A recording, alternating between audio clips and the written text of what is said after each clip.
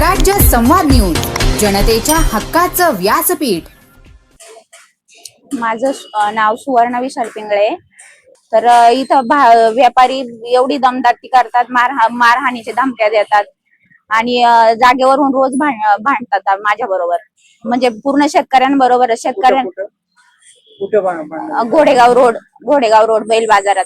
मी दररोज बाजारासाठी बसतो। हो, दररोज बाजारात बसते, पण माझं सध्या मी भाजीपाल्याचं नाही करत। माझं ऑपरेशन झाल्यामुळे मी शेतातलाच माल सध्या विकते।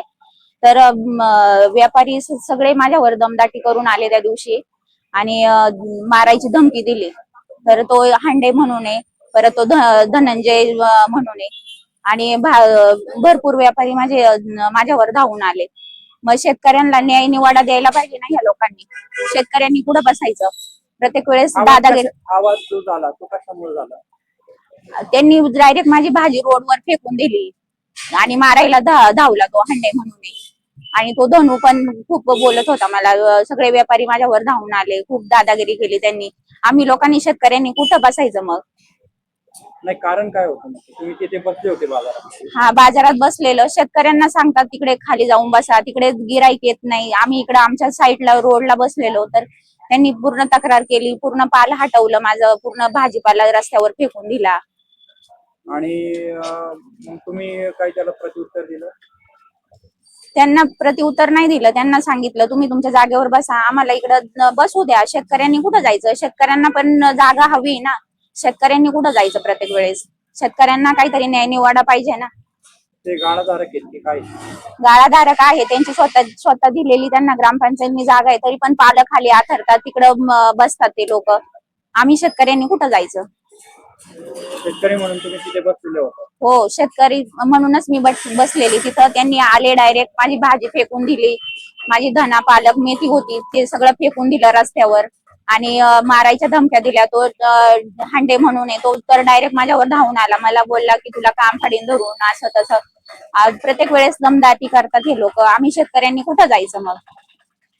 ही बाब तुम्ही कुठे काही तक्रार दाखल केली किंवा काय? हा, मी पोलीस कंप्लेंट केली त्यांच्या नावाची।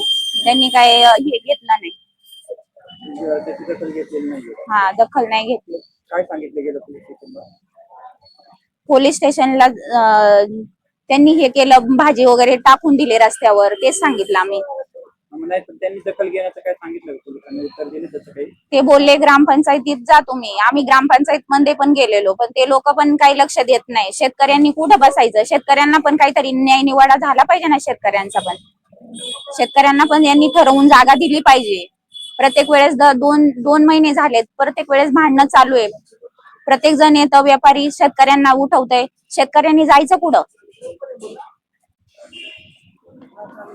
शेतकऱ्यांना पण व्यवस्थित जागा भेटली पाहिजे। त्यांनी शेतकऱ्यांना एक जागा फिक्स करून दिली पाहिजे। म्हणजे एखादी जागा शेतकऱ्यांसाठी त्या ठिकाणी फिक्स हवी असं तुमचं म्हणणं आहे? मग त्या ठिकाणी जागेची सुविधा आहे का बसण्यासाठी? शेतकऱ्यांना नाहीये सुविधा, फक्त ते व्यापाऱ्यांनाच दिलेली त्यांनी। शेतकऱ्यांनी कुठं जायचं? तुम्ही फक्त आठवड्या बाजाराला बसलात की दररोज तुम्ही बसताय बाजारात? दररोजचा नाही करत मी, म्हणजे माझ्या शेतातला माल विकायलाच येते मी। फक्त शेतातला माल असेल तेव्हाच येते। कधीतरी? हो, कधीतरीच येते।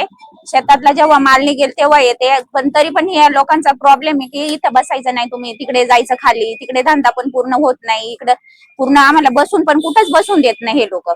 इथं बसलं का तिथून उठवतात, तिथं बसलं का तिथून उठवतात। आम्ही शेतकऱ्यांनी कुठं जायचं? शेतकऱ्यांना यांनी जागा व्यवस्थित दिली पाहिजे ना। पूर्ण हे व्यापाऱ्यांचाच विचार करतात, आमचा शेतकऱ्यांचा कुणी विचारच करत नाही। पूर्ण शेतकरी, कुणी पण शेतकरी आला का हे व्यापारी करतात, इथून उठा तिकडे जा, तिथून उठा इकडे जा, डायरेक्ट भाजीपाला उचलतात, फेकून देतात। तुम्ही नगरपंचायतकडे मागणी केली कशी किंवा नगरपंचायतकडे गेलेलो आम्ही, पण ते लोक ऐकतीच नाही। व्यापारी असे डायरेक्ट येतात आणि शेतकऱ्याला डायरेक्ट म्हणतात ही आमची जागा आहे, तुम्ही इथून हलवा, बाजूला घ्या। आम्ही शेतकऱ्यांनी कुठं जायचं?